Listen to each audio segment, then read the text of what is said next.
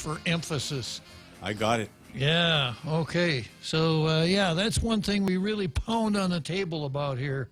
The right of the people to keep and bear arms shall not be infringed, along with any of the other constitutional rights enumerated in our Bill of Rights.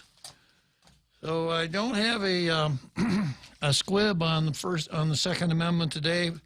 I got a pretty full card. I probably couldn't do it justice anyhow, but probably tomorrow I'll have one. Okay, so from there we go straight to, what's it called again, Real Joe Cruz? Zemi E. Cutney. Is there some theme music that goes with that? Yeah.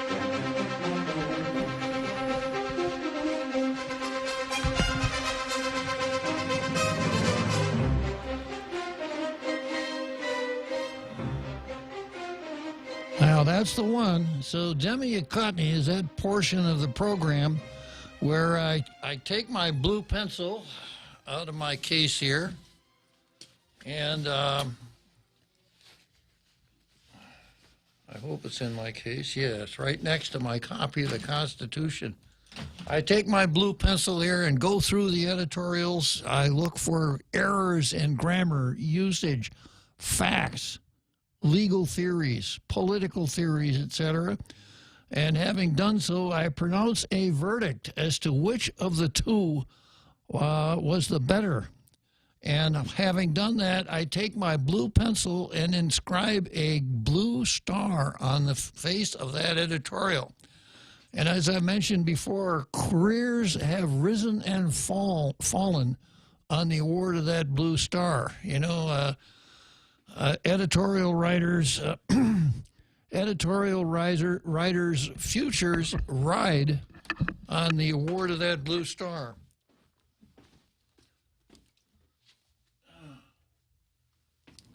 Sir, I forwarded you an editorial on your email minutes ago. Okay, well, maybe I can get to it tomorrow. Oh, okay, all right. Program start. If I haven't got it at 4, chances are I'm probably not going to get it, Real Joe Cruz. All righty. All right. So,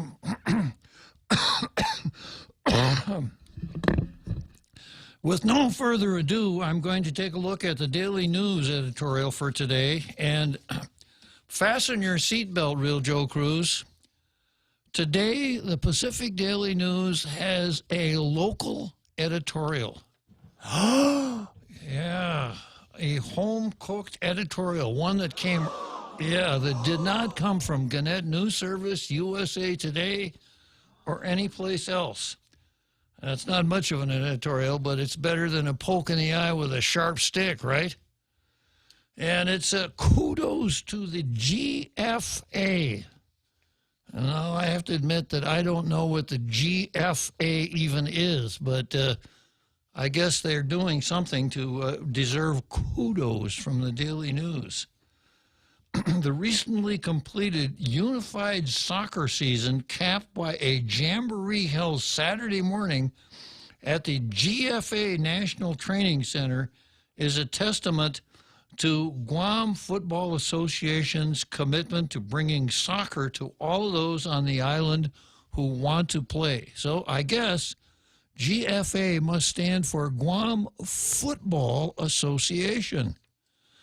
And they use the word football association and soccer in the same sentence. And I think by now, even in the United States, or especially in the United States, we now realize that the rest of the world refers to what we call soccer. That is, 6 people kicking that ball around and trying to put it in a net, either with their feet or their heads. The rest of the world calls that football. What we call football is played with an oblong pointed ball and a couple of structures that look like H's at the end of the field that we call goalposts. So both involve balls, both involve feet, but the similarity basically ends there.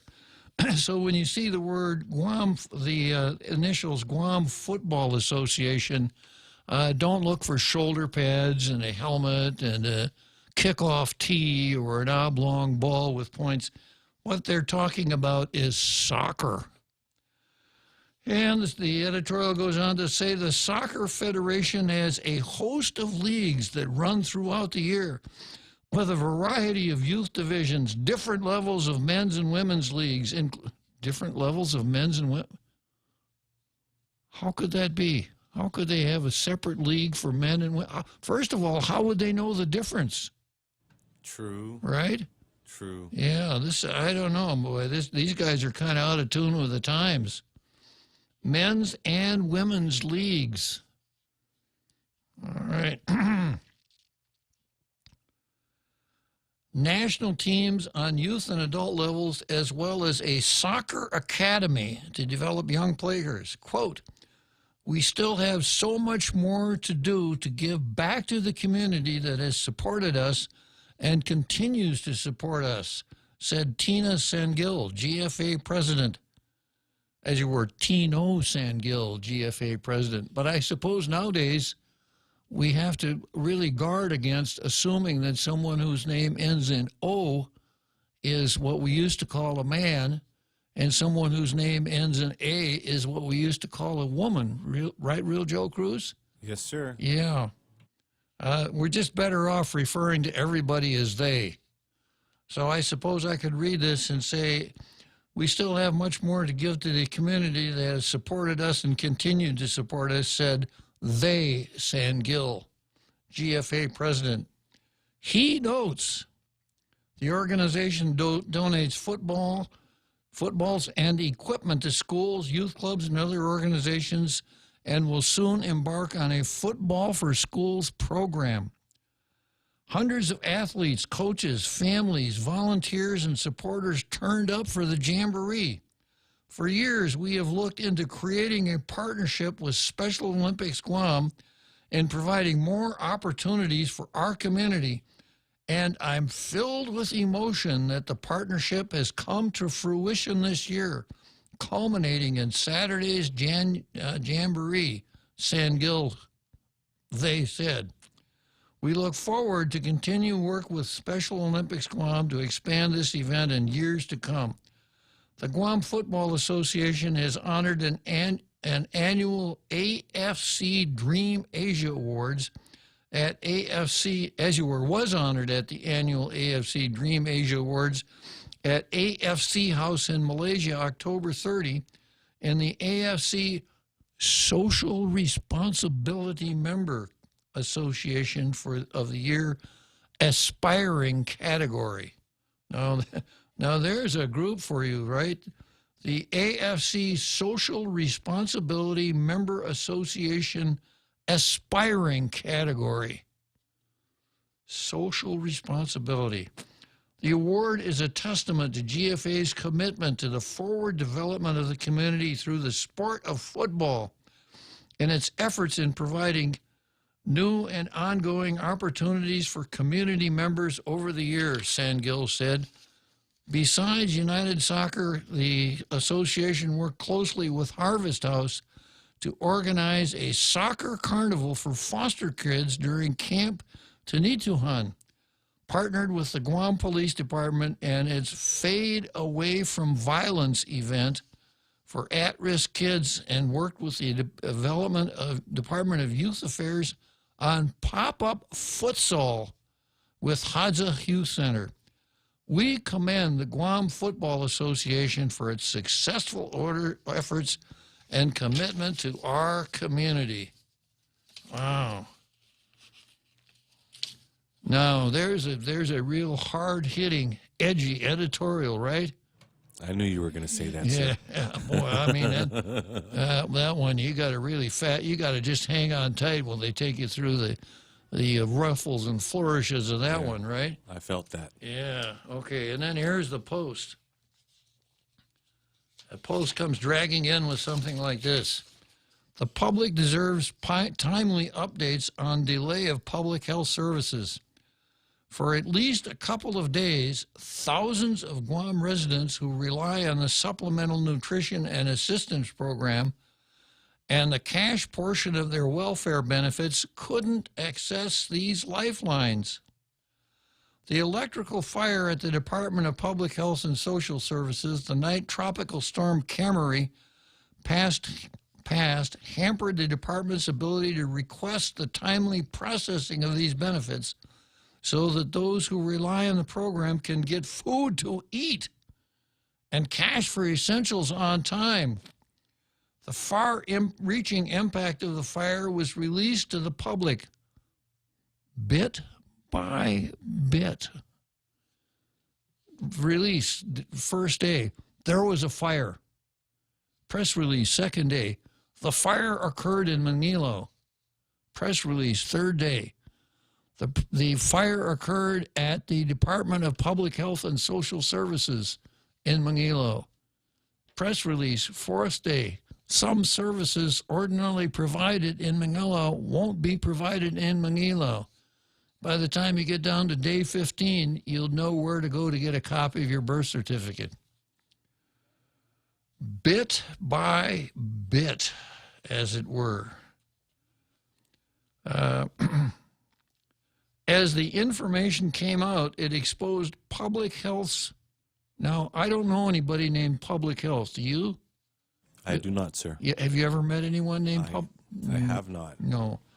Is there a director is there a director of the Department of Public Health and Social Services? I don't believe so, sir. Is there a director of Public Health and Social Services? Yes, sir. Boy, you're doing good here, Real Joe Cruz. You're passing this test.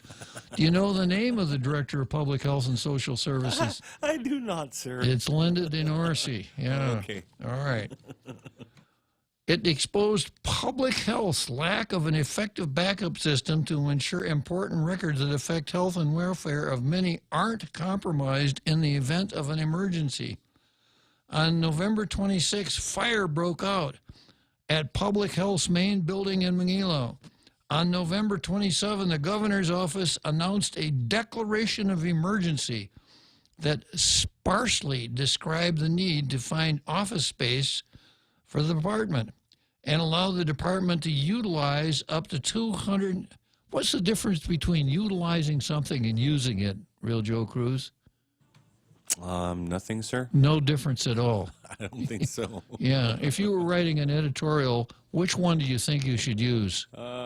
Yeah. Pardon me. Which word do you think you should utilize in the process of writing an editorial? That one. Yeah. Use. Yeah. Use. Yeah. I suppose it sounds a little bit more intellectual to say we weren't able to utilize the funds provided for us in the appropriation. Yeah. All right, so that's one mark here with my blue pen.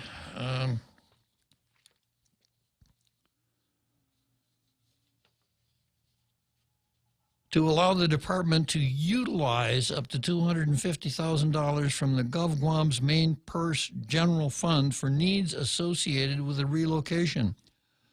Nothing was said specifically about what and how services would be affected at the time.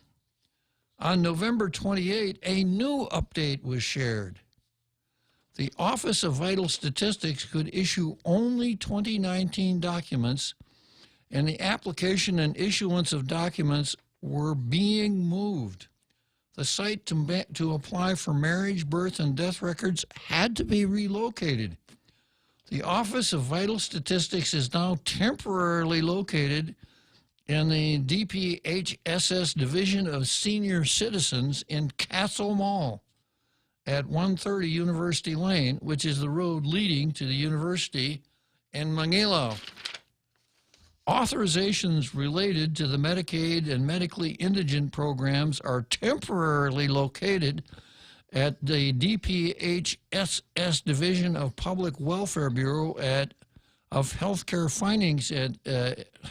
Financing Administration, also in the Castle Mall. SNAP. Applications for eligibility service for Supplemental Nutrition Assistance Program, cash assistance, Medicaid, MIP, and Child Care Development will be at the Northern Region Health Center in Dedido, Southern Region Community Health Center in Irahan, and the Bureau of Management Support at Castle Mall. On November 30, Public Health announced SNAP and cash assistance benefits would be delayed for days, also because of the fire. The delay on the food and cash benefits for the needy was announced 4 days after the reported damage by fire. While we recognize the challenges public health had to deal with, it has become apparent public health wasn't prepared for this emergency. This wasn't simply a matter of relocating a government office. Important records and the ability to provide essential services are on the line. GovGuam in general needs to come up with backup systems, or better backups if one already exists, especially for programs that affect health and public welfare. So the Post weighs in and does not give the Department of Public Health and Social Services, and by derivation, the Director of Public Health and Social Services, a very high grade as to how they handled the emergency with their records. If I compare this with the Daily News's really, really, really feel-good editorial, if you were down and a little depressed, you should copy this Daily News editorial and keep it somewhere where you could bring it out and read it. It's a really feel-good editorial. I suppose it has some effect because others might read it and say, ooh, I want to do something, so the Daily News will say nice things like that about me, too. And perhaps the Guam Football Association might say, yeah, we got to keep on doing this stuff. We're finally being recognized. But if you compare that with the Post weighing in on a serious problem and suggesting what needs to be done to avoid these kinds of problems, Daily News, it was better than what you've been running from Gannett. But you're quite a ways short of the Blue Star. So here we go for today. The coveted Blue Star, Guam Daily Post.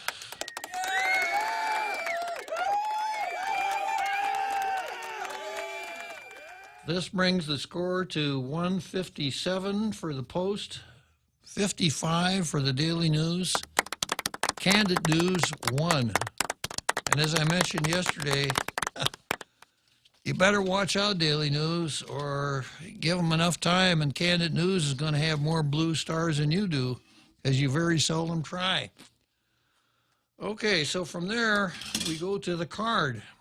And I've got, let's see, I've got quite a few items on the card. 1, 2, 3, 4, 5, 6, 7 items on the card. 8 items on the card, and this is what I've got. I've got Tina Rose Munya Barnes versus President Kreis of the university. I've got Talo Taitagui versus the system. I've got Rory versus the procurement law, and Rory has now taken on a nickname, the Settler. Rory the Settler versus the procurement law. Now, so as to not put Rory in a bad light with the nationalists here, the word settler has become a pejorative. It's kind of like the N-word and some of the other words that are tossed around. You wouldn't want someone to say, ooh, I hope your son grows up to be a settler. Because in the world of the nationalists, settlers are people who are not Chamorros, who have moved to Guam to exploit the local situation. That's one meaning of the word settler, someone who settles, who goes somewhere else and settles. Another meaning for the same word is one who brings about a settlement to a disagreement. For instance, as far as lawyers are concerned, there's an old saying, quite often a bad settlement beats a good lawsuit. And, of course, Tina Rose Munya Barnes, as you'll see in just a minute, has really sharpened her spurs on the whole idea of settling cases involving the government of Guam. So it's in that sense that Rory is now known as the settler, because he seems to have developed a penchant for settling cases. Well, let me come back to the card here in a second. Oh, I guess you finally opened the Jimmy line, huh? Yes, sir. Yeah. Does it have an automatic close trap on it? No, sir. All right. Good afternoon, Jimmy. Oh, welcome back. It's good to be home, Jimmy. Hope you're healthy and happy. But, okay, settlers. Settlers, yeah. Invasive species? Yeah, I think that's another name for invasive human species, right? Or the P word? The P word. What's the P word, Jimmy? Can't say it. It's not politically correct. Oh, well, if it's not politically correct, I don't know if we would want it on Tall Tales, because we're so politically correct here, right? That's why I didn't say it. Uh-huh. Thank you, Jimmy. But I got one more question for you. Yeah. You know, they say, on your Senator Bob Klitzkie. But is that correct? Are you a senator or are you an ex-senator? I'm an ex-senator, Jimmy. Well, why do they say senator? Well, there's kind of a custom that, at least as far as United States senators are concerned, once you are a senator, you are honored as a senator for life. So even former United States senators are still referred to as senator. And I think we carry that tradition over here and call people who were once upon a time elected to the legislature, we call them senators. No matter how hard the ex-senator tries to live it down, that label sometimes sticks. I didn't say it. All right. Anyway, you sound a little regal. A little wrinkle, okay. No, regal. R-E-G. Oh, regal. All right, yeah. Yeah, I can't speak very well. Okay. Okay, Jimmy. Regal. All right, thank you. Got your title? Say again? Anyway, you got your title? My title? The senator. Okay, all right. Yeah, well, God bless. it could be worse. I've been calling a lot worse, Jimmy. So thanks for calling, Jimmy. Happy to hear you. All right. Yeah, I'm just peeking at Facebook here, and Frenchie points out to me that both soccer and football have 11 people on a side. Wow. Yeah. When I said 6, I guess I was confusing hockey. Hockey and football, you know. Did you hear that story about the cops in Chicago came along and they found a dozen people kind of milling around and insulting one another on a street corner? No, I haven't heard it. Yeah, well, there was 12 people there kind of acting aggressively towards one another, and the cops broke it up. They were afraid a hockey game might break out. Okay, so back to the card. So where was I? Talking about soccer. I guess I'm talking about the first break of the day here. All right. Indiana. Mescla Chamorro Fusion Bistro brings you island hospitality with a true taste of modern Chamorro cuisine. A bistro look that feels like home. Their menu features local and traditional flavors with a twist. From their famous Kelaguen Hapa to fresh ahi poke salad and their award-winning barbecue ribs. Mescla takes your favorite local dishes and serves them with extra flair that you'll only find at Mescla Chamorro Fusion Bistro. Stop by their newest location in the Grand Plaza Hotel in Tumon. For reservations, call 969-2652. Mescla, a true taste of Guam. GRMC's Neuroscience and Neurology Department treats a wide spectrum of disorders associated with the nervous system, spine, and brain. Some of the more common disorders include seizures, epilepsy, dementia, sleep disorders, migraine, and stroke, which is one of the leading causes of death on Guam. GRMC's neuroscience team is equipped with the latest technology and the finest neurological doctors. To make an appointment, contact GRMC Specialty Clinics at 645-5500. Tall Tales with Bob Klitzkie is brought to you by American Water Tech, a passion for improving lives through better water.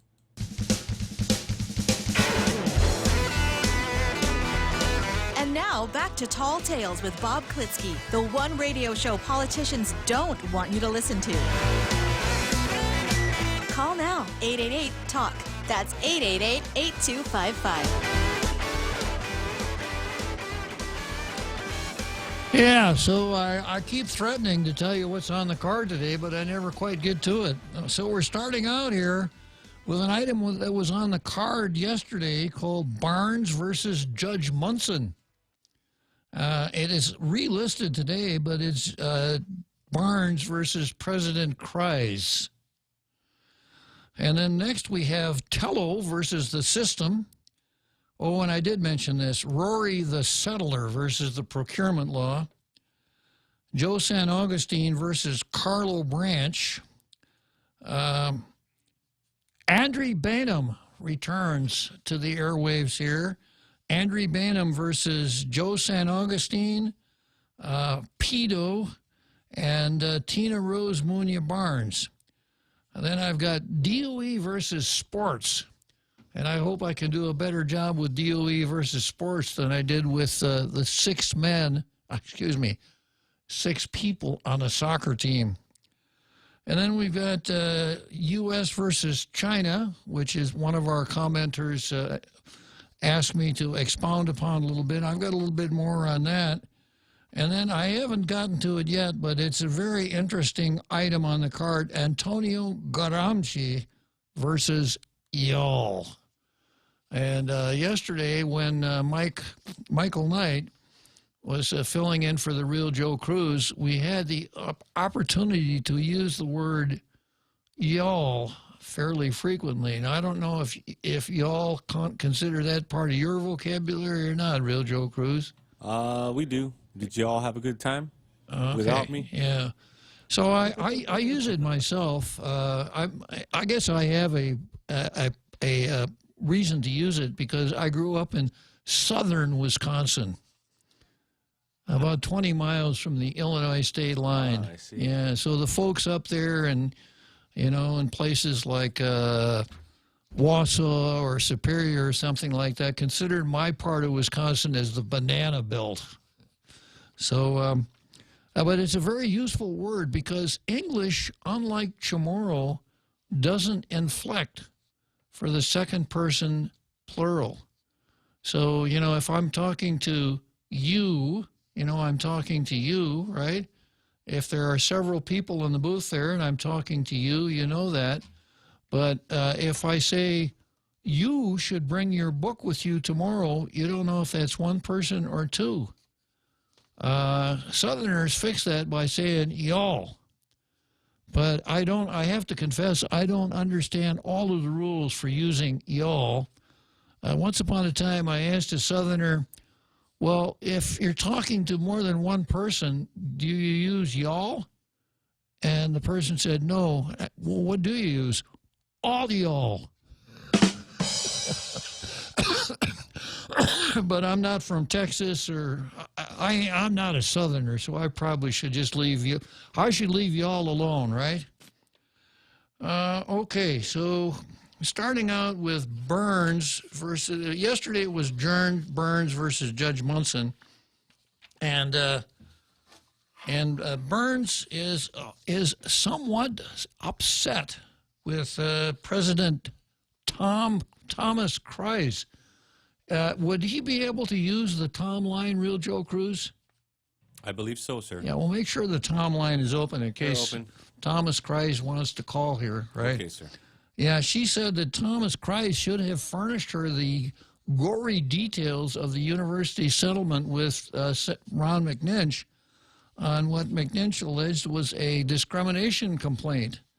And Kreis didn't respond, so Tina sent some letters. She even sent a letter to Judge Munson, who had ruled earlier on McNinch's motion that, no, I'm not going to unseal that settlement agreement. One of the provisions of the settlement agreement was that it was confidential, and Judge Munson, in very technical language, told McNinch, a deal's a deal. So then Tina dredged up a section of statute which she says requires that there be no confidential settlements of claims against the government, and that any claim that is settled must be forwarded to her. And yesterday I actually looked up that statute and opined thusly. If you were to look at 5 GCA 6206, you would find a section called Settlement of Claim Before Action. And subsection C of that section says, settlement of any claims concerning the government of Guam shall not be sealed and shall be open to public inspection. The Attorney General or attorney for the agency shall send a copy of each settlement to the Speaker within 5 days of approval by the Governor. So we had to do a little bit of definition here. This section deals with settlement of claims, and if you are to file a suit against the government of Guam, the first thing you must do is file a claim with the Attorney General. The Attorney General's got 6 months to approve and deny. If he approves, he may very well cut you a check. We had a case where a check for $1,000 was cut not too long ago for a guy who was riding a bicycle down on San Vittoris and rode into a improperly constructed manhole for which there was no warning. So that happens. If the attorney doesn't answer your claim, then you can file suit.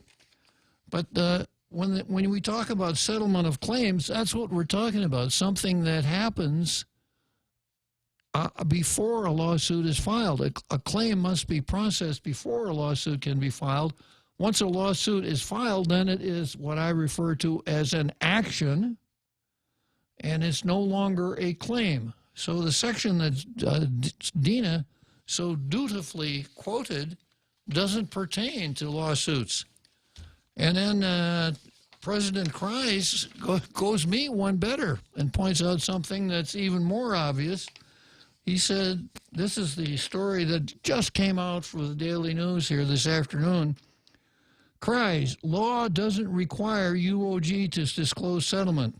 A law that requires government of Guam settlements to be publicly disclosed doesn't apply to a 2018 court settlement with University Professor Ron McNinch, according to the university. The university responded to concerns stated last week by Speaker Tina Munya Barnes. Barnes wrote a letter to University President Thomas Kreis stating the university failed to follow the law because it did not publicly disclose the terms of the McNinch settlement. Quote, settlement of any claims concerning the government of Guam shall not be sealed and shall be open to public inspection, the law states. It also requires the Speaker to receive a copy of all settlements. So that's the statute that I read here a few minutes ago.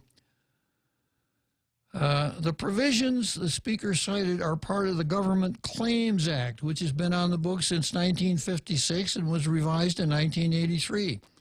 It outlines the process for filing claims against GovGuam agencies such as damages caused to motor vehicles. The Government Claims Act does not apply to Dr. McNinch's lawsuit for the simple reason that his suit did not result from a government claim. He said McNinch's case is a federal civil rights lawsuit alleging workplace retaliation. So that's true. We don't, and because it's a federal civil rights suit, obviously, and a federal civil rights suit applies when a government official acting under color of law deprives another person of his constitutional rights. That's a definition of a civil rights suit. And there's no Claims Act dimension to a civil rights suit. You could file in Superior Court, you could file in federal court. The Claims Act is inapplicable. And as I pointed out yesterday, the settlement language only applies to settling claims anyhow, not lawsuits. So I guess what we would have to do is go back to what Judge Munson said, that a deal is a deal. And if you make a deal, then you probably ought to stick to the terms of the deal. And if you're going to invoke provisions of law, then another well-worn legal maxim applies. for Speaker Tina Rose Mooney Barnes. A little knowledge is a dangerous thing. The fact that you know that claims that government claims must be settled in a certain way does not apply to any government lawsuit, and certainly not a lawsuit that brought under federal civil rights legislation. So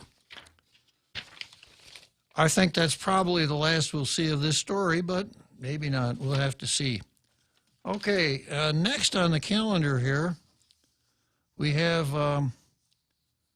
Tello versus the system. And by Tello, I mean Senator Tello Taitigui. And this is a story that appeared in today's Daily News. Some legislative posts would become classified positions, including the clerk and the sergeant at arms, if Senator Tello Taitigui's latest bill becomes law.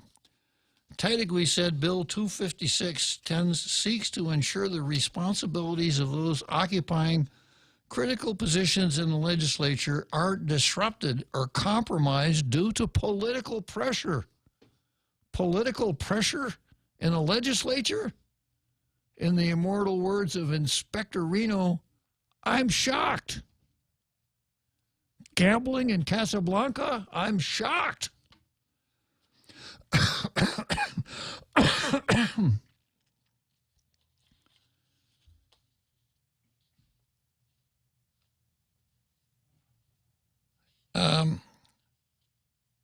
That the responsibilities aren't disrupted or compromised due to political pressure or change in the political party having the most number of members in the legislature. This, she said, helps strengthen the legislative branch's efficiency. Taitigui's bill would include the positions of clerk of the legislature. Now, that's a really key position. The clerk of the legislature is responsible for making what amount to the minutes of the legislature. So she is the note taker. They are the note taker. And the notes are supposed to be transformed into a legislative journal, something the legislature has really fallen down on, even though the Organic Act requires the legislature to keep a journal. So that's one position. The chief fiscal officer, another key position. The human resource and payroll administrator, and the chief procurement officer would place all of those under the government of Guam's classified service. Now, you know, there was a time when the legislature didn't have all of that ash and trash under its own roof, that they depended on the Department of Administration to cut their checks, do their procurement, et cetera, et cetera. A much more efficient way of going about things. However, I suppose not totally defensible under the provision of separation of powers. And then, of course, the system, which I'm going to get to in a minute, really relies on having these non-legislative positions under the roof of the legislative building. Previous legislatures attempted the same thing. You know, Real Joe Cruz, ordinarily I don't like to talk to about myself on this program here. But this is about you? Yeah, this time I have to because it's about me, like Rush Limbaugh said. If you go to the 28th Guam legislature, you'll find Bill 290, which is a very comprehensive approach to a permanent legislative bureaucracy, a part-time legislature, all of the things that you ever dreamed of for your legislature included in one bill. Obviously, that bill didn't pass, and no one has sought to reintroduce its provisions up until now with Tello Taitigui here. And then here's a quote. Unfortunately, efforts to establish classified positions in the legislature were muddied, as some of the bills included proposals for a part-time legislature. Muddied. Yeah, as though there's something kind of dirty about a part-time legislature. If you advocate a part-time legislature, obviously you're a mudslinger, right? Well, once again, I have to talk about myself.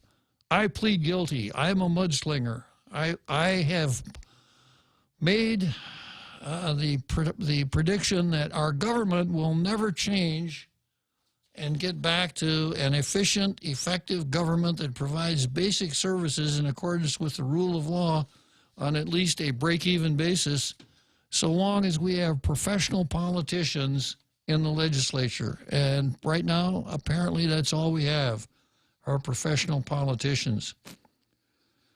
Anyhow, unfortunately, efforts to establish classified in the positions in the legislature were muddied, as some of the bills included proposals for a part-time legislature. Her bill, she said, recognizes the work of the legislature's central operations staff by initiating a discussion on what must be done to ensure operational stability and continuity of good service. I would hope that she introduces bills to get them passed, not to just start discussions. If all you want to do is start discussions, heck, that's my job. Get yourself a job as a talk radio host. Don't waste your time at the legislature. And then she goes on to say, we can begin this important conversation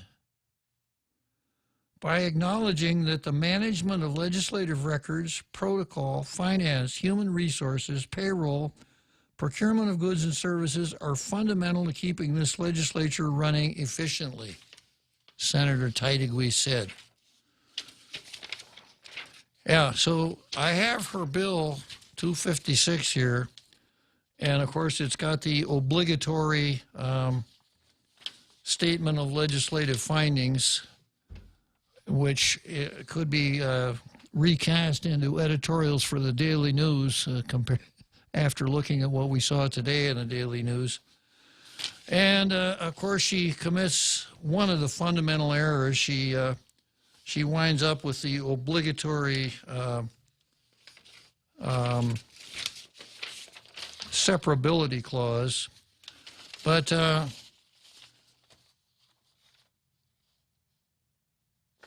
basically, what the bill does is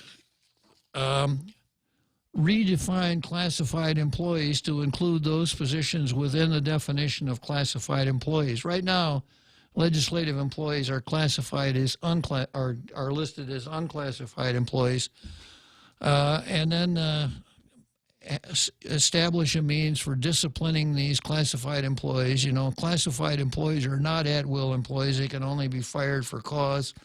She does that. She gets off to a fairly good start. I'll give her that. And I think that something that people have forgotten, if they ever knew about it, is that the way the legislature operates right now, we are just arming discontents to file suit and recover damages against the legislature in the case that they are dismissed for a bad reason or for no reason at all. And the reason for that is a case called Heiser versus Department of Law. I'll come back to Heiser right after this short break. When you think about better water, think Kinetico softened water. Kinetico water conditioners work like no other, supplying a continuous flow of luxuriously soft water without disruption and without use of electricity. After all, better water flows from better thinking. Kinetico. American Water Tech, a passion for improving lives through better water. Call American Water Tech at 649-2301 or email info@americanwatertech.com. Hey, what's that? A Subway Big Hot Pastrami? My big hot pastrami? No, my Subway Big Hot Pastrami. Get your own. Get your own Subway Big Hot Pastrami. Tender, juicy beef on freshly baked sunflower crunch bread, topped with pickles and mustard. Finish off your meal with all new seasoned potato wedges, baked to perfection right in the restaurant. Both available for limited time only. Subway, make it what you want. Tall Tales with Bob Klitzkie is brought to you by Bank Pacific. Banking on the Pacific for 65 years.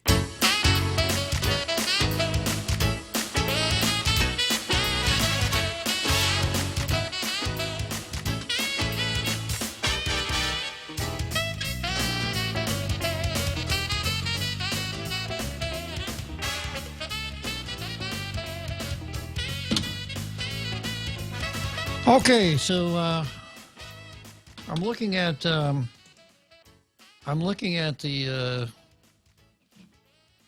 Facebook comments here, and unfortunately, my mouse has stopped working. A real calamity if there ever were one. You got any batteries back there, Real Joe Cruz? I do not, sir. Yeah. Your mouse quit? Yeah. On the computer, you can use the center pad with your finger. I know that's a little more... yeah, good call. Yeah, it's a backup. It All might... right. Does it work? It might work. Yeah, I think it'll work, yeah. Alrighty then. I don't know if I'm going to be able to actually do anything with it, but I see the arrow there. Anyhow, somebody asked what would happen if we had a part-time legislature, and then the second question was, does any state have a part-time legislature? And the answer to the second question is most states have part-time legislatures. The full-time legislature is the exception, not the norm. Some states have part-time legislatures that only meet a couple times a year. What would happen if we had a part-time legislature? Well, I suppose the computer paper lobby would be down on it because the number of resolutions we crank out would shrink to just about zero. Because if we had a part-time legislature, senators would have to concentrate on legislation, not resolutions, not long soliloquies at public hearings, on and on. And we would attract people who don't want to be professional politicians to the legislature. Right now, being a senator is seen as a job. We saw that written in capital letters back when the Juan Pat 10 in collusion with Ray Tenorio raised their salaries to $80,000 after about 1 minute of debate or 1 hour of debate. You all recall that, and it cost 6 senators their jobs after that. But many, if not most, of the people that are elected to the legislature see it as a job, and they also see it as a stepping stone to perhaps to another job. What that means is that people who want to run for the legislature, the way we're set up right now, almost always have to abandon whatever their career is, their occupation, their business, etc. There have been a few that have been able to hang on to their civilian life outside the legislature, but it's the exception, not the rule. Now, I go back to the pre-1970 Guam legislature when we had a butcher, a baker, no candlestick maker. We had people from every walk of life who came into session twice a year for 30 days at a crack and performed just as well as the legislature that we have right now. The fact that they're in session year-round, one, means they really don't have to do much planning. You'll see that when they decide they're going to have session on Wednesday and they get together on Tuesday to decide what it is they're going to discuss in that session. So if we had a part-time legislature, we could have citizen senators instead of professional senators, people who would perhaps serve 1, 2, 3 terms and then go back to civilian life, and would not dedicate all their time to continued presence in office and holding down that job. So I see it as the number one way that we could reform our government and get it back to that place where I want to see an effective, efficient government that provides basic services in accordance with the rule of law on at least a break-even basis. I got some posts here. 41 states are part-time legislature. Several state legislatures meet biannually. Question then, what is Guam? What is holding Guam waiting for? That's good to know. We have a reason. Unfortunately, I can't read the rest of the comment because I don't have a working mouse here, which I will fix during the break. And the reason is that the people who in the legislature right now don't want to change it. They want to keep it the way it is so they can hang on to their seats. And you know, I've mentioned this before. Some people run for the legislature not because they want to be senators. Some people run for the legislature because what those people would really like to be would be princes or princesses. But we don't have the office of prince or princess. So senator is the next best thing. You know, if you're a senator, you'll draw a huge salary for the actual work that you do. You'll be able to take junkets to far-flung destinations. Tina went to Moscow a few years ago. You can go to the United Nations and give the United Nations Fourth Committee and give snotty anti-American speeches. You can go to conventions in different places, stay in top-notch hotels, eat really good meals, go to cocktail parties with the hoi polloi.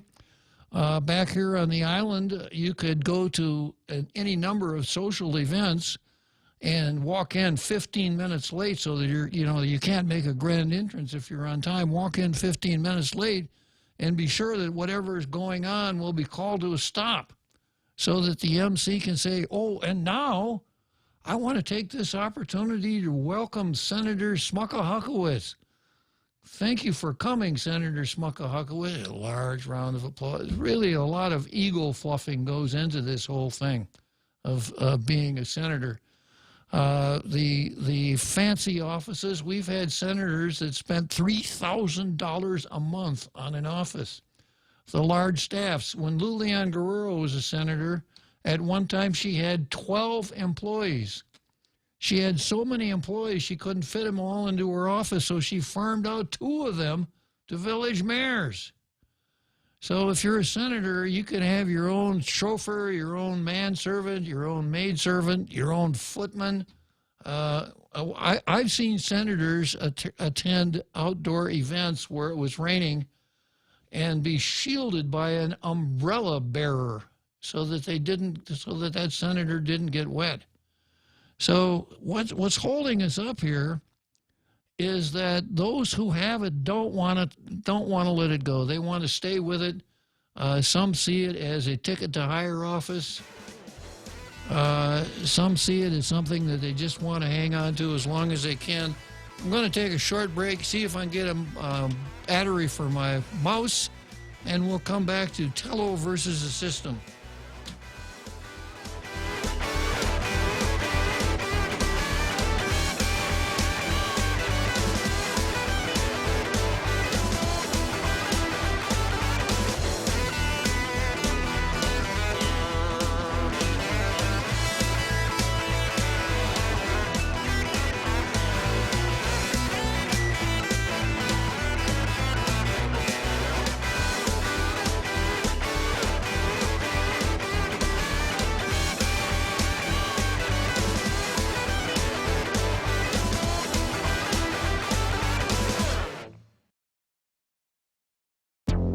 The Point is KUSG, Hagåtña, Guam, 93.3 FM and 104.3. More impeachment hearings. I'm Jack Callahan, Fox News. The House Intelligence Committee has approved its 300-page report on impeachment. Chairman Adam Schiff saying the president abused his office. The American people have a right to expect that the president of the United States is going to act in their interests, with their security in mind, and not for some illicit personal or political reason. Republicans responding that Chairman Schiff and his committee haven't proven anything. He only picks what he wants, and he still does not have anything overwhelming, compelling, or bipartisan. But that does not stop him from continuing to make items up. That's House Minority Leader Kevin McCarthy. On Wednesday, the Judiciary Committee of the House holds a hearing on impeachment with 4 constitutional law professors discussing it.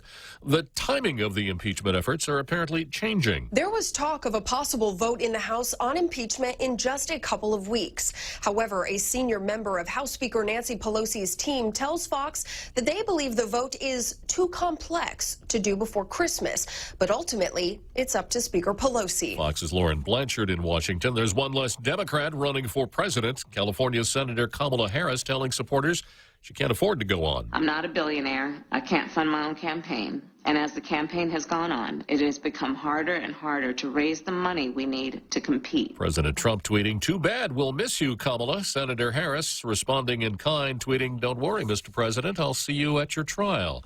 Two of the four teenagers who escaped from a juvenile detention facility in Nashville over the weekend are back behind bars after being spotted at a Nashville area condo complex. Once gang unit detectives identified themselves as law enforcement officers, both youth attempted to flee on foot. They were quickly apprehended after a brief foot pursuit. That's Lieutenant Blaine Whitehead of the Nashville Police Department, who says the other two teens are still at large. America is listening to Fox News.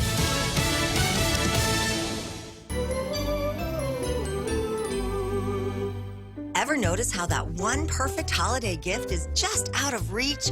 Or how sales on the stuff you want all come at the same time? This season, plan ahead with a holiday loan from First Hawaiian Bank. Now you can afford to be nice without being naughty. For more details, visit FHB.com or any branch to apply.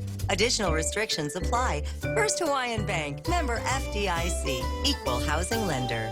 Hafa Day. This is Melanie Mendiola. And this is Ricky Hernandez. We're with the Guam Economic Development Authority. And we're both alumni of the University of Guam. We're calling on our fellow alumni to make an investment in Guam's future by contributing to the G is for Giving campaign. With your donation, you are giving more students the opportunity to graduate, making Guam a better place. To make a tax-deductible donation, log on to give.uog.edu before December 31st or call 735-2957 for more information.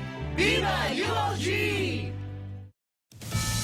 President Trump at the NATO conference in London, but criticizing congressional Democrats for not approving the new trade agreement with Mexico and Canada. President Trump, in a bilateral session with Canadian Prime Minister Justin Trudeau, put blame on House Speaker Nancy Pelosi for the delay in approval. You know, if it gets put up for a vote, it passes.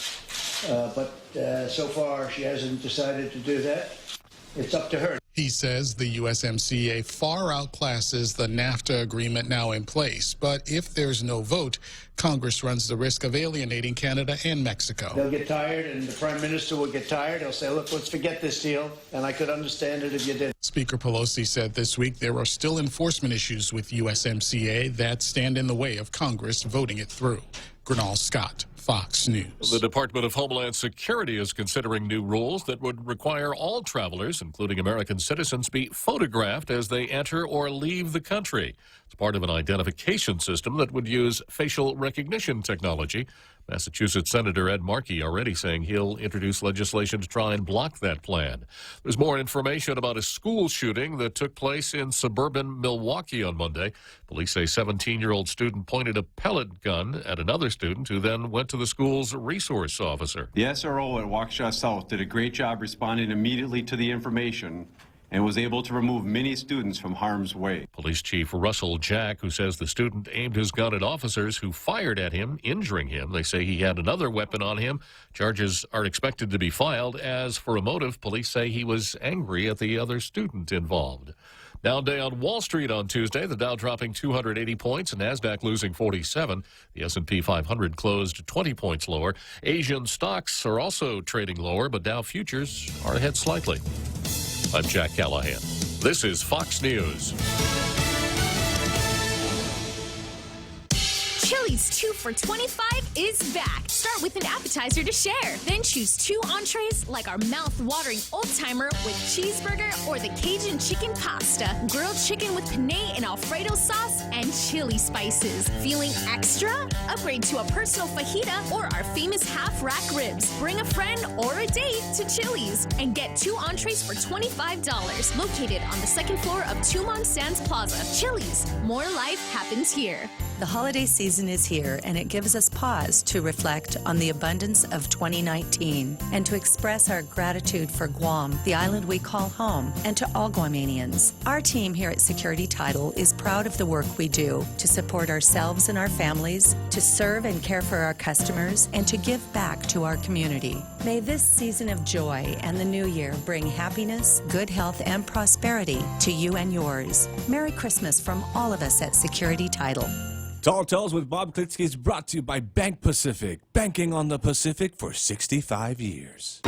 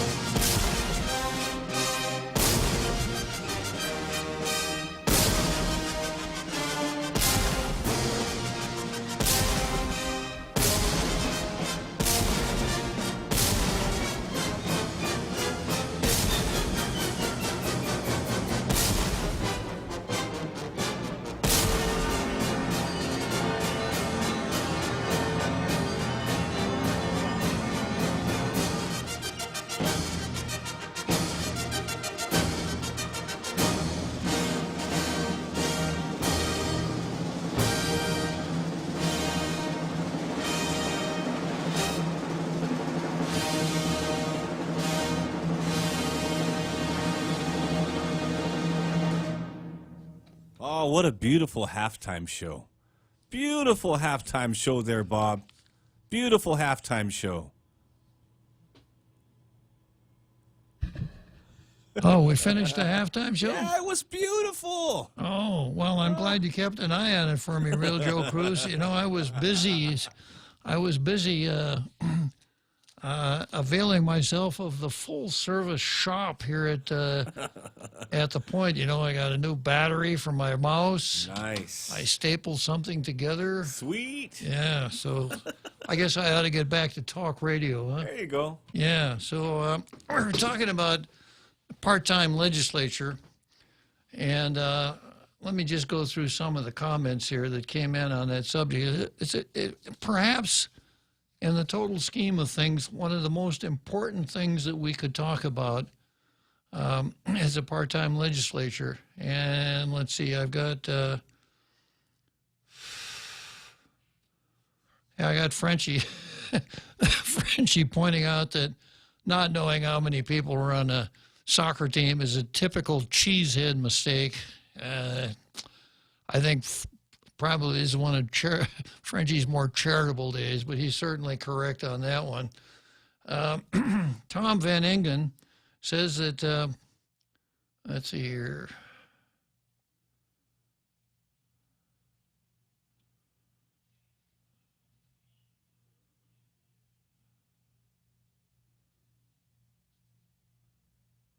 Having a little difficulty finding what I was looking to.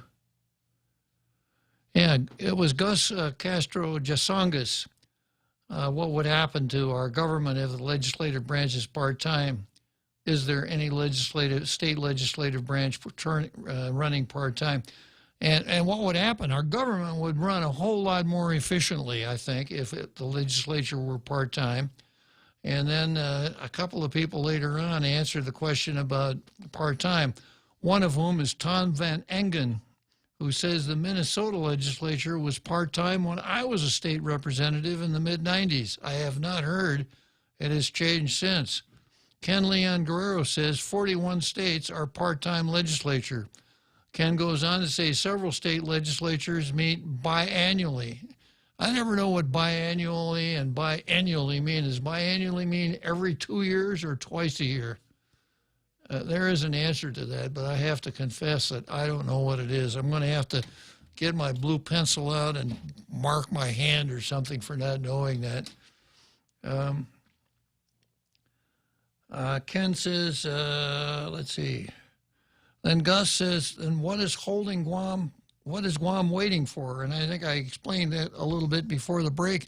Those who have it want to hang on to it, and those who are candidates for it are not going to, with a couple of exceptions, are not going to run to put themselves out of a job. They want that political plum, that $55,000 a year job with all of the perks that I described before the halftime show. And I remember, I'm not going to mention this guy's name, but he was a candidate, and I said, a way to get elected is to make your campaign focus on a part-time legislature.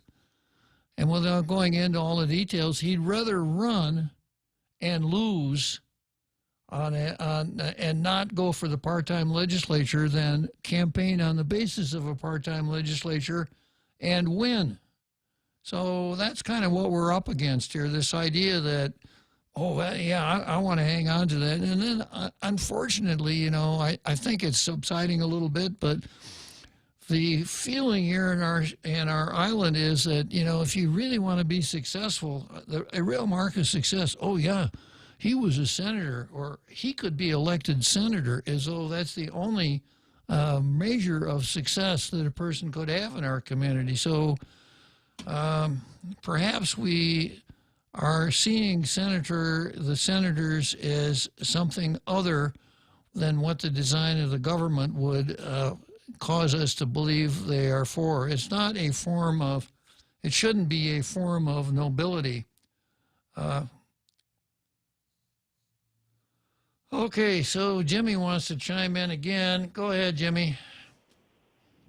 Yeah, you say the senators paid $50,000 a year? 55. $55,000 a year? Yeah. Well, let's take Roy Respicio. Mm-hmm. Okay. He wasn't reelected. The voters said, we don't want Roy Respicio anymore. So now he's got a job working for GovGuam, still eating from the public trough. What, $250,000 a year he makes? I think it's up around 170, Jimmy. It's my memory. Well, it's better than 55. Yeah. Well, and it's all part of the same phenomenon. There is a class of a few hundred folks that have first shot at any of these government jobs, be it senator or director. Run for senator and lose and wind up as a director of a department, or be a director of a department and campaign for senator on government time. It is a politically inbred system that's very difficult for the average person to crack, especially the average business person who is not deeply involved in the political machinations of the island. Well, I guess that's me. I'm not deeply involved in the political machinations of the island. Jimmy for senator. The hell no. You know what Plato said? What did Plato say? The only person fit to rule is the person who refuses to do it. Yeah, there's a lot to be said for that. I've always held Plato in pretty high esteem, except for, Plato was quoting Socrates. Yeah, I've always held Plato in pretty high esteem, Jimmy, except for one thing. He wasn't too particular about what he drank. Well, hemlock is not native to our beloved Guam. True enough. Okay, well, thanks for your 2 cents worth, Jimmy. That's about it. Okay, so we've talked about, in brief, we've talked about what I think it would be the way to get our government on track so that we could leave the days of kakistocracy behind and move on towards good government. And the way we would do that is to take the government out of the hands of the professional politician class and put it in the hands of the people. People who have regular jobs in the civilian sector, who could go into panic overdrive a couple times a year, serve as senators, enact sensible laws, not use the legislature as a means of campaigning on the public nickel, and serve a couple terms and move on. And the only way that's ever going to happen is if we have a part-time legislature.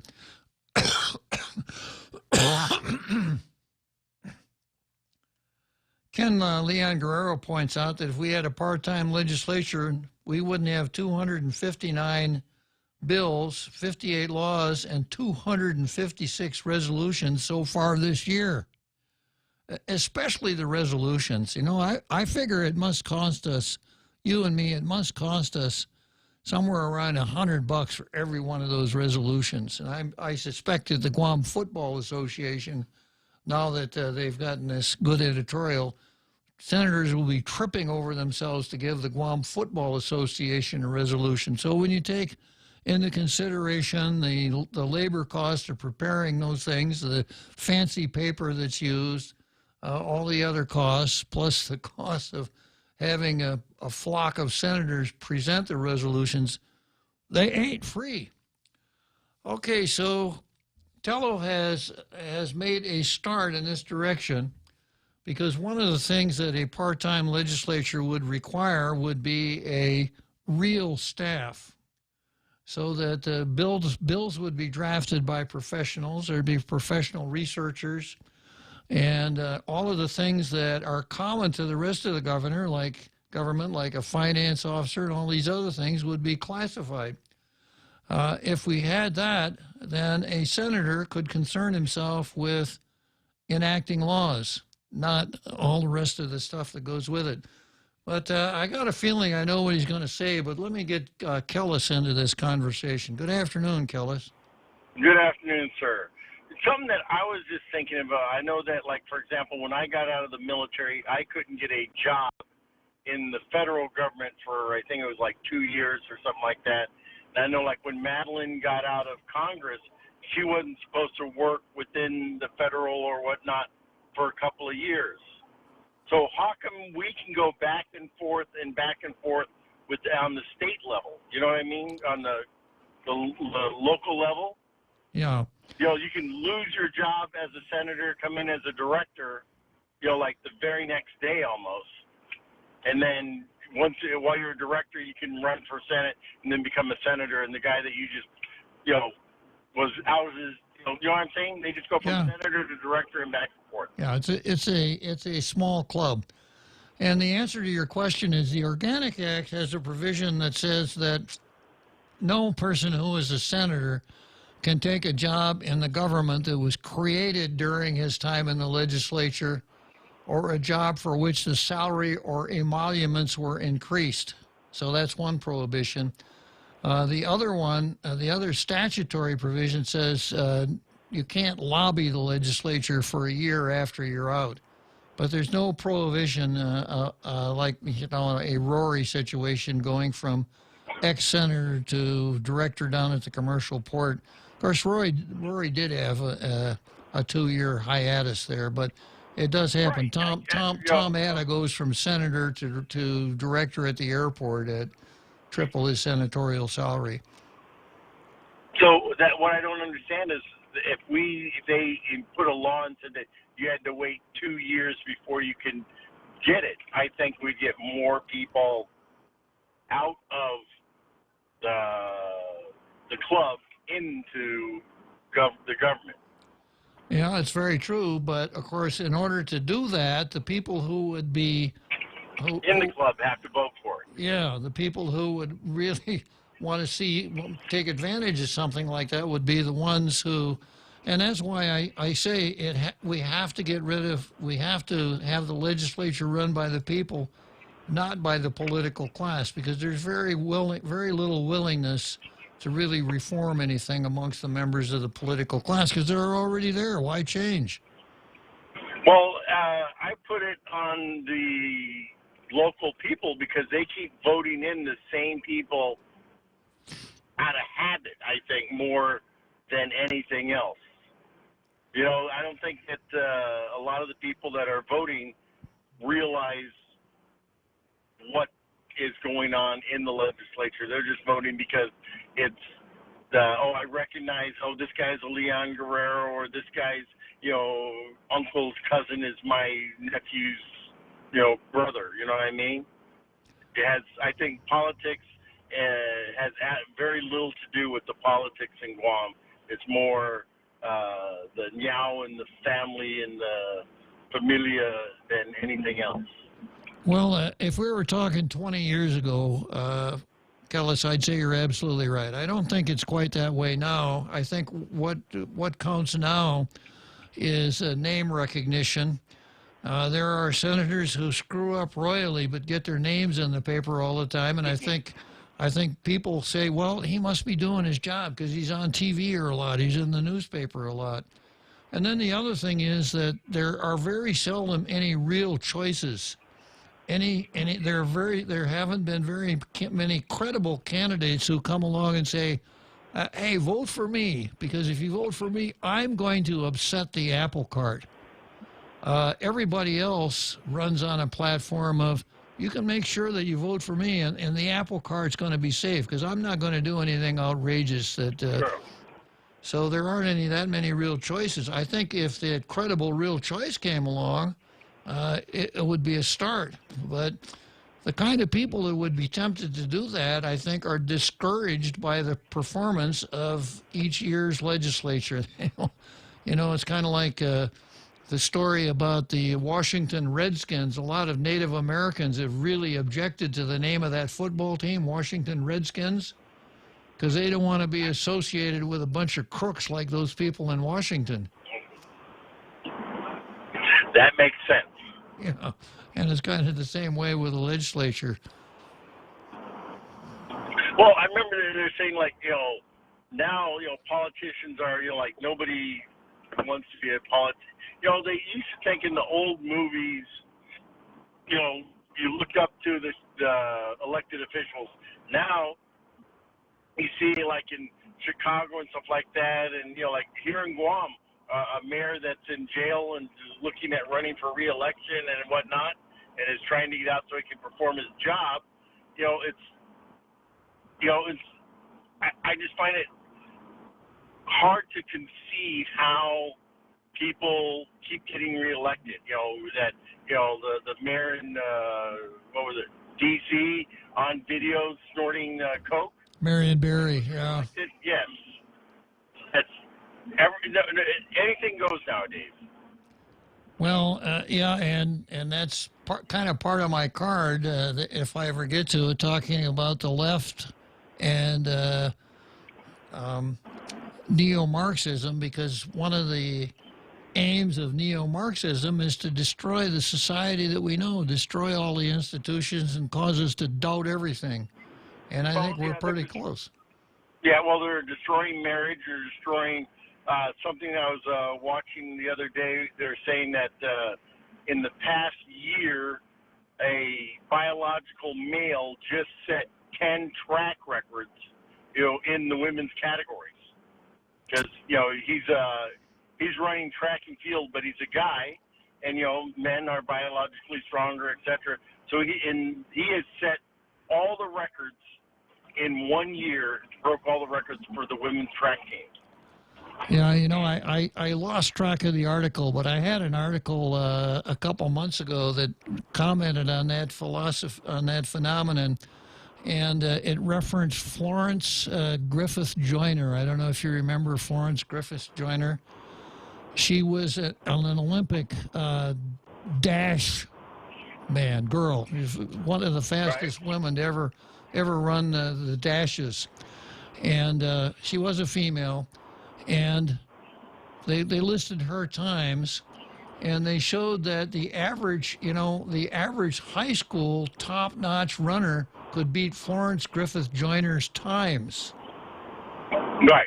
Just high school kids could beat those times because, guess what? They were men. Now, of course, by saying this is going to cause the folks out there in my international radio listening audience to say, hate speech. That's hate speech.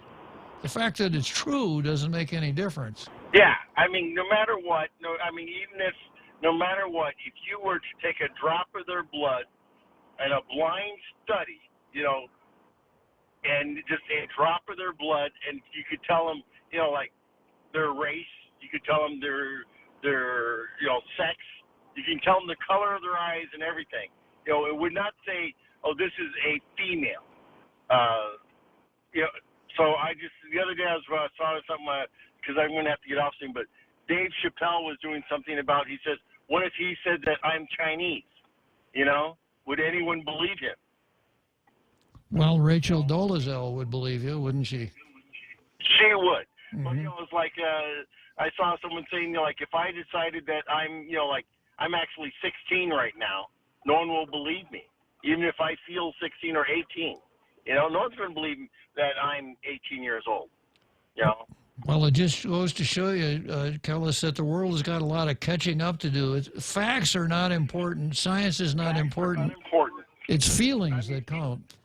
Yeah, I mean, because if you sit there and look at it, it all started with this No Child Left Behind, so that, you know, 1 and 1 is 11. So Johnny, you know, you don't want to make him feel stupid by telling him that 1 and 1 is not 11.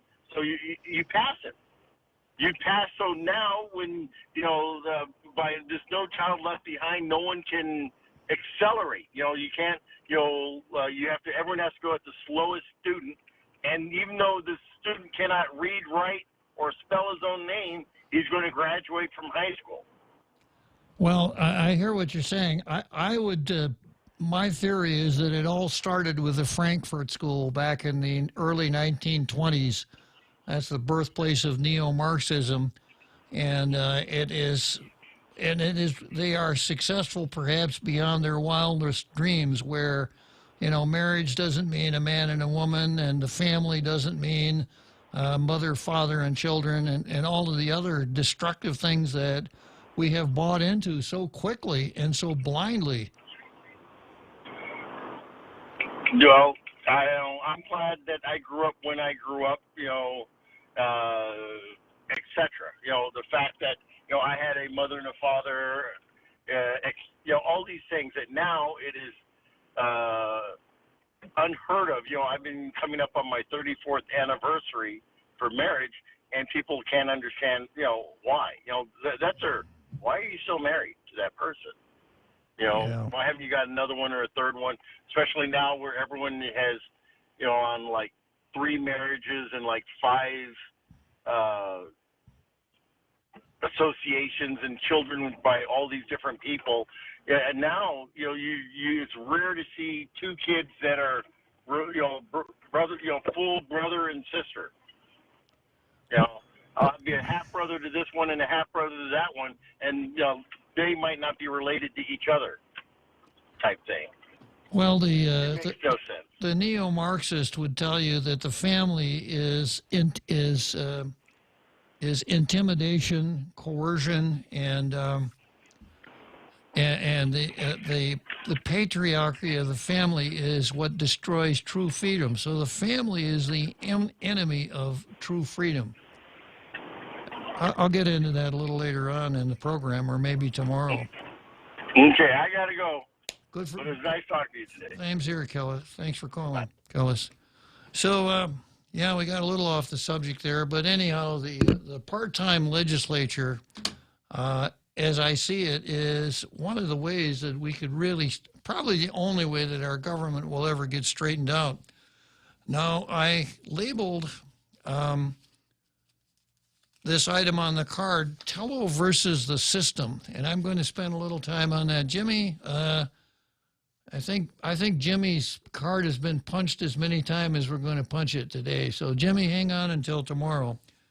Tello versus the system. Now, here's the system as I understand it, the way it was. I don't know if it's still this way or not. If it's not, any member of the legislature can call and set me straight. But there are 2 different kinds of employees at the legislature. There are those that work directly for senators. And the terms of that employment are whatever the employee and the senator work out. Salary, duties, whatever. Duties, if any, are between the senator and the employee. And then there's what's called central, and that's the positions that Tello would turn into classified positions. They're all of the people that work in the finance office, personnel, custodians, etc., all of the people that do the things in the legislature that don't deal with the manufacture of laws. And the system operates like this. Sometimes there are as many as 135, 150 employees of the legislature in Central.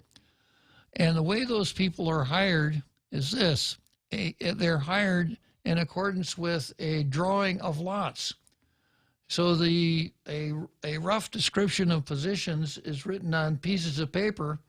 Senators draw those pieces of paper from a hat.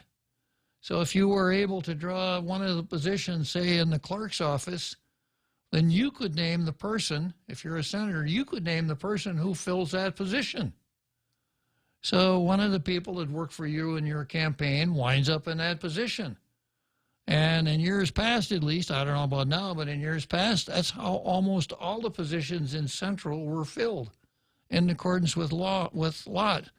Now imagine yourself as being in charge of one of these offices, like, for instance, the Secretary of the Legislature, and you've got 4 employees in there who are supposed to help you, none of whom were hired by you, and none of whom are going to have much allegiance to you, because their allegiance would be to the senator who gave them the name because the senator drew that particular chit.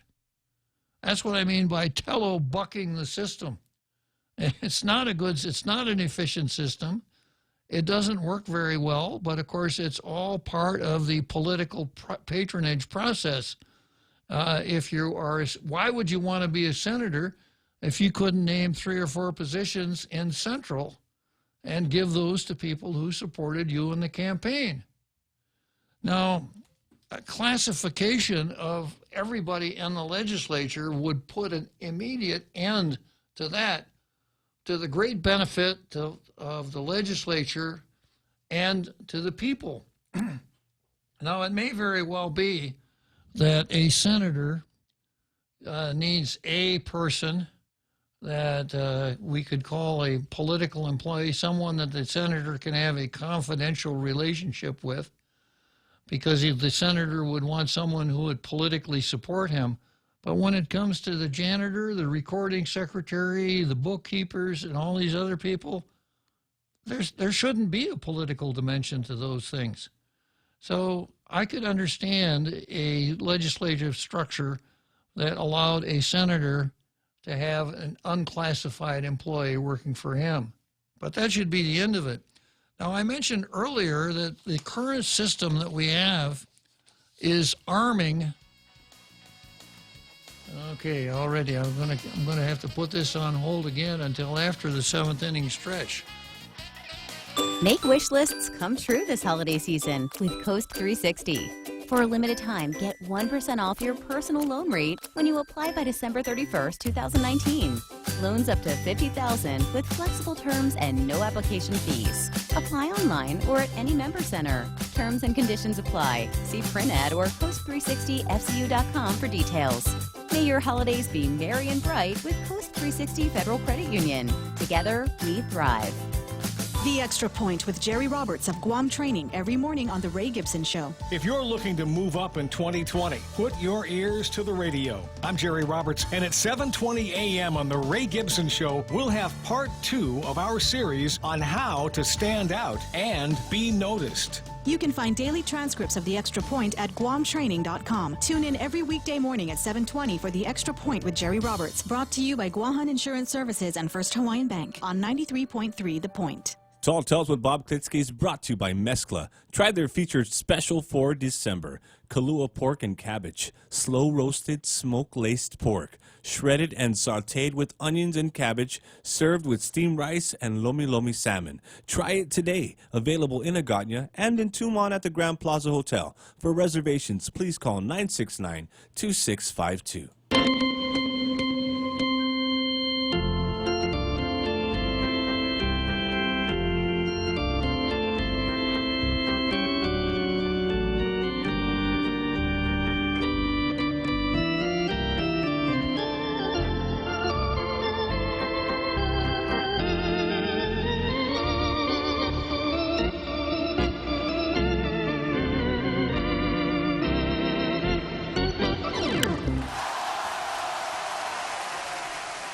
Seventh inning stretch, center field bleachers, Wrigley Field, Chicago. It doesn't get any better than that. A nice sunny day out here in center field. It's the home stretch, so that means I've only got 2 more innings of Tall Tales left for today. As is my usual custom, I peeked at some of the Facebook comments here, and I'm glad to say that Gus Castro Jasangas has really gotten into the spirit of the Tall Tales striving for perfection. And he points out that the word biannual means occurring twice a year. So biannual means twice a year. So I guess by the process of elimination, biennial, B-I-E-N-N-E-U-A-L, must mean every other year or every 2 years. Thank you very much, Gus. Thank you very much, Frenchie. I suppose what I could say is that sometimes, I deliberately make a mistake just to see if anybody's out there listening. And, Frenchie was listening because he caught that thing about, no, that's not, that would be even too tall a tale for tall tales. Okay, so I got another phone call coming in here. Okay, this is, I guess it's my day to be corrected because I've got a caller here that's going to tell me I don't know Jack. Good evening, Bob. How you doing this morning? Good. Yeah, I was working late, so I got off early in the morning, and you mentioned yesterday about the tree lighting down there in Agania. Right. And as I was passing by it, I just chuckled and remember what you were saying. And I drove by slow enough that I thought I caught a picture of Jeffrey Epstein hanging in one of those trees, but it might have been a figment of my imagination. Jeffrey Epstein? His ghost, no doubt, huh? Hanging from a tree? Well, you know what it is. There's a bunch of memes out there saying that Jeffrey Epstein didn't kill himself, so... Well, I heard something like that, and I can repeat it. It goes like this. Three things that cannot hang themselves. Christmas decorations. What's the second one, Real Joe Cruz? Christmas lights. Christmas decorations, wallpaper, and Jeffrey Epstein. Yeah. Yeah, exactly. So I had a little chuckle going down there. Yeah.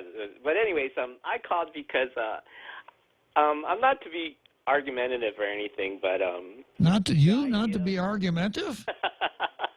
But your idea about the part-time legislature and how it leads to an inefficient government, actually, it's a fallacy in reasoning. It's called begging the question. And I'm sorry if I had to do that, but me and you almost have the same idea, but mine is more of you have a long definition of what a part-time legislature is or what the functions of legislature is, and in a nutshell is what I believe a limited government is. Limited government is a sphere that it doesn't intersect that much between your private sphere and the public sphere, and like you said, it does what it needs to do. But in a sense, the problem, and I said this before, it's really the bureaucracy that's on this island and how it manages. And we had this question I asked you before about does a deep state exist here in Guam? And you sort of said that, yeah, it sort of kind of does. And, we mentioned certain things that happen. And the previous caller talked about it, about, this stuff on the face isn't right, but yet how senators come out and twist it and say, no. And you mentioned about the innocent and proven guilty and all these things that happen within our small island that, defies logic. And the best thing that you could think about is that, it's almost like there's a shadow government that consistently run. Doesn't matter who's in office, what party's in office. It's just like there's a certain group, and it has to be the bureaucracy. So if you want to make changes, it has to be in the bureaucracy itself. Okay, Jack. Jack. Okay, yeah. I got your point. All right. Now let me stop you there. Okay. And if I were to go farther down the part-time legislature road, I would point out that the only way that we're going to tame the bureaucracy is with well-drafted laws that would do that. The legislature must, first of all, demonstrate that it has the moral standing to do that by cleaning up its own house and then going around and cleaning up the bureaucracy, because the bureaucracy is not the cause of the political class. It's the result of the political class running things.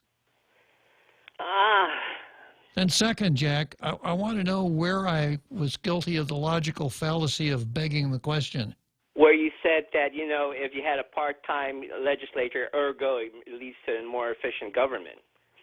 That's the fallacy right there. It doesn't. Well, hold on. Let's not use the fallacy in two different contexts. The begging the question is a logical fallacy. The best example, the easiest to understand example is, Jack, are you still beating your wife?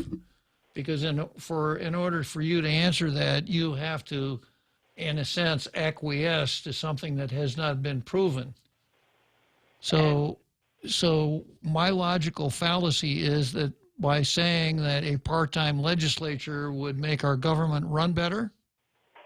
No, you said that a more efficient government would be because of a part-time legislature. I might have misconstrued it.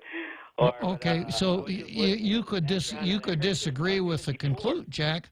You could disagree with the conclusion that I reached, but I didn't beg the question in the sense of a logical fallacy.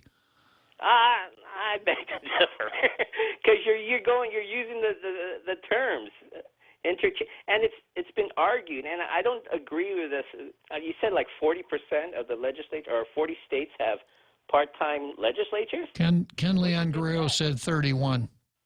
Yeah, I don't think so. I think there's a. Well, then come up with your own number, Jack. You know. Covering up, there's an what's that? National Congress of Legislatures. They have National Council of State Legislatures. Yeah, and I've done a lot of reading, and that pretty well squares with my recollection of what it is. If it isn't, Jack, find a source and come out and tell us what the right answer is. Well, I think it's the National Congress of Legislature. The last time I checked, that was National Council of State Legislatures. Yeah. Yeah. But going back to begging the question, my thesis is this, that a part-time legislature will improve the operation of the government. That's my thesis. That is, you know, whether or not that's logical, demonstrable, or provable is an interesting question. But I'm not begging the question when I say that. Well, I might have heard it differently, or because you're not the only one that's speaking about this. It's like been running around for a while, for a couple of years now. When you were in the old radio station. Well, it was running around back in the 28th when I introduced Bill 290 that would have provided a part-time legislature. So it's not a new idea. It's not, yeah. But anyways, I was going to ask you a question. I heard you earlier. I was getting out of the shower, but I heard you earlier about the Ron McNitch thing. Mm-hmm. So you mentioned about confidentiality. Yes. Right? Mm-hmm. And what was the other thing that you mentioned? Government Claims Act? Government Claims Act. So I have a question. So it seems like there's two laws involved there. One is confidentiality, and the other one is the Claims Act. Or are they viewed separately or adjacent? Well, Tina trotted out a provision of the Claims Act that said there can't be any confidential settlement of claims. And yesterday I pointed out that that provision referred to claims and not lawsuits, that a lawsuit is not a claim. And then some breaking news this afternoon, Thomas Kreis at the university came back and said McNitch's suit wasn't even a government claim, it was a civil rights suit. And obviously that provision doesn't apply to civil rights suits. So my analysis was that as far as Tina is concerned, a little knowledge is a dangerous thing. So that makes more sense. I was just got a little bit confused because the way it was coming out, it sounded like okay. So that makes a little bit of sense. But anyways, I'm just getting up right now, and I had you playing in the background, and I decided to give you a call after the shower, and just ring in on those. But I think we had this discussion before. And for any really real changes to occur, you know, we have to understand what limited government is and how it affects everybody in this island, and whether or not we believe in limited government, or, you know, are we going more social, moving towards socialism, which I hope is in the process, or the inclination too. So I just hope that we stay on the same page about limited government. Okay, Jack, I'm sure we will. Thanks a lot. All right. Thanks for calling. So, yeah, he did try to tell me that I didn't know Jack, but, well, that's the beauty of Tall Tales. You can call up. You know, I have this read-in for the program where I have 24 default topics that I can always rely on if I run out of things to jabber about, which I actually had to use last week. And then there are 24 things on that list, and then that's 1 through 24, and then there's 0 and 00, and 0 reads like this: Bob, you don't know what you're talking about. And 00 is, Bob, you still don't know what you're talking about. So you can always call up and tell me I don't know what I'm talking about, that a soccer team has 11 members, not 6, or that biannual, Bob, don't be so confused. Biannual means twice a year, etc. So that is the essence of Tall Tales, that Tall Tales is educational. A lot of times the host of Tall Tales is the educator, once in a while, he gets educated himself, but it all works. Okay, so I'm still with the part-time legislature, Tello's attempt to buck the system here, and I've explained how the system has worked, where the central positions are filled by senators who draw lots, and the patronage is divided up amongst the majority. Now, that is a dangerous proposition because there is case law from the Ninth Circuit that hold that you start out with a proposition that everybody should be classified. The Organic Act says that the legislature shall develop a merit system. That's our classified employment system. A merit system, and that all employees should be in that system as much as practicable. So members, the people in the legislature who aren't senators should be in the merit system. And what happened here in Heiser versus Department of Law, Heiser was a lawyer. The law was changed so that lawyers, in effect, became employees at will. Heiser was fired. He sued the Attorney General in her individual capacity, the government of Guam, etc., and he won. And he finally got an award of about $450,000 worth of back pay. And it all turned on this idea that government of Guam employees should be employed in the merit system. Now, there hasn't been any justification for not employing the members of the legislature in the merit system. So I'm going to kind of pull some of the stuff out of the Heiser case here. And this is what it says. Despite the deference due the government in running its civil service system, we conclude that the government has not demonstrated a reasonable basis for exempting assistant attorneys general from the merit system. So just imagine that said legislative employees. While explicit legislative findings are not required, their lack, coupled with apparent arbitrariness of the statute, undercuts a conclusion of impracticability.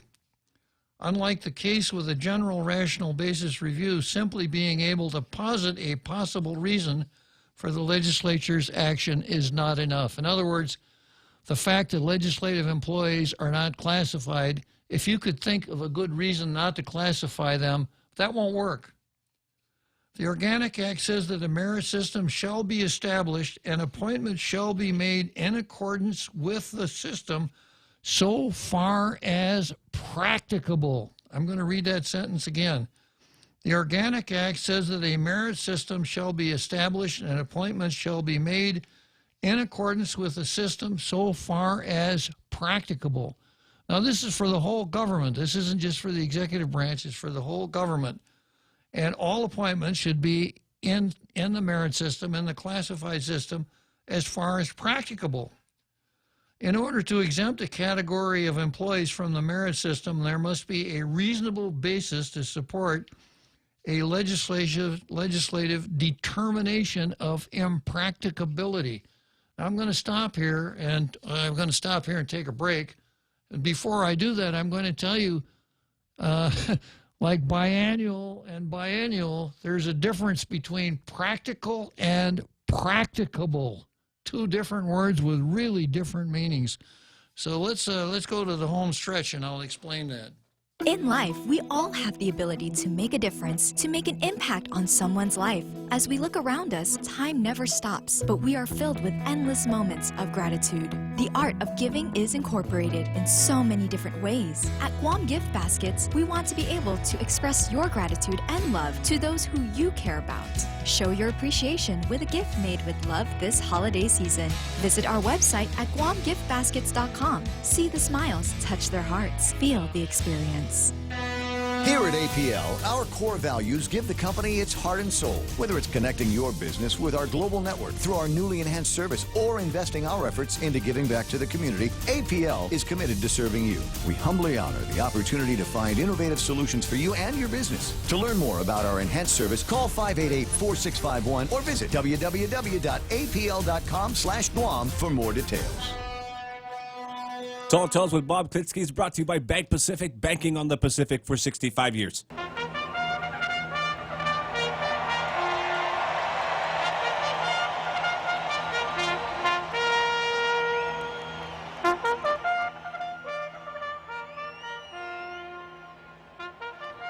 A call to the post, Churchill Downs, Louisville, Kentucky. The home stretch is about to start here, which means I've got about 8 more minutes to wrap up another exciting, educational, entertaining episode of Tall Tales that you've all come to know and love so well. So before the break, we were talking about impractical and impracticable, 2 different words. One is a little harder to say than the other. And the Organic Act says that the merit system shall be established and appointments shall be made in accordance with the system so far as practicable. In order to exempt a category of employees from the merit system, that would be legislative employees, there must be a reasonable basis to support the determination of impracticability. Okay, we need not insist upon this. And then what does impracticable mean? We need not insist upon such a strict definition here. However, there has been no showing by the government of Guam that classification of assistant attorneys general or employees of the legislature, though barely possible, was attended with such crippling drawbacks that the practice might be deemed impracticable under a more lenient definition. So in other words, everybody who works for the government of Guam must be in the classified service unless there is a finding that to put that person in the classified service would be impracticable. So you're wondering, well, what does that word impracticable mean? And what is the difference between impractical and impracticability? There's a footnote in the Heiser case that I have right here in front of me. And it says the dictionary contrasts the usage of practical and practicable. Practicable refers to something that can be put into effect. Practical refers to something that is also sensible and worthwhile. Thus, it might be practicable to transport children to school by balloon, but it would not be practical. So once again, the language in the Organic says everybody goes in that system unless it would be impracticable to put them in there. In other words, darn near impossible. So all of those folks wandering around the legislature, collecting their paychecks, etc., if they were fired, would have a claim against the government for wrongful termination because there has been no showing that it would be impracticable to put those people on hire those people on an unclassified basis. That is outside the merit system. Now, I don't know if Tello quite understands all of this stuff. I have a feeling she must understand the fact that if her bill became law, it would be the beginning of the change of the system. The system being that members of the minority have one more element of patronage. Not only can they hire people for their own offices, but they could cause the hiring of people into central. So, it reminds me of this old story. It goes like this. I don't know if I've told this before or not, but it's a good story. So the supporter meets the senator on the eve of the election, the new senator-elect. And the supporter says, "Hey, you won. Congratulations. I'm really happy for you." And the senator says, "Well, fine. I really appreciate your help." And the supporter says, "Okay, now that you're a senator, can you find a job for my cousin?" And the senator says, "Job for your cousin? Well, what can your cousin do?" And the supporter says, "He can't do nothing. Why do you think I worked so hard in your campaign?" Unfortunately, this story is more than just apocryphal. So we have a system that is designed to be self-perpetuating with its own built-in internal patronage, the glorification of its own status, several mechanisms to keep the person who would upset the apple cart out of the legislature, and no real hope for government reform until that apple cart is upset and regular people with real jobs and real lives take over the lawmaking process and dispose of the members of the political class that have owned that legislature, probably going all the way back to 1970 when we went to a full-time legislature. As I mentioned, before 1970, we had a butcher, Leonard Polino. Let's see, what was the name of his store? I think it was the White House Market in Sinahanya. We had Tommy Tanaka, the baker. We didn't have a candlestick maker. We had Jim Butler, who was a merchant. We had Ray's grandfather, Ray Underwood, who was a merchant. Several merchants. The unavoidable couple of lawyers, Terlahi, Torres, Areola, etc. And I would submit that the legislation that they enacted, quality-wise, was on a par with what we get today. Quantity-wise, of course, these guys far outstrip what we had when we had 2 30-day sessions, and the legislature really had to get down to business and do the really important stuff instead of the nice-to-have stuff, the resolutions, the long debates on rather meaningless measures. So I guess my parting word here is that, Tello, you've taken a very, very small step in the right direction. We'll be watching to see if you can follow through on it. And I would point out to those who haven't been there that the atmosphere in the legislature can be very seductive and very coercive. I'll talk a little bit more about that tomorrow, but right now let's give a listen to Ravel and Bolero. See you tomorrow.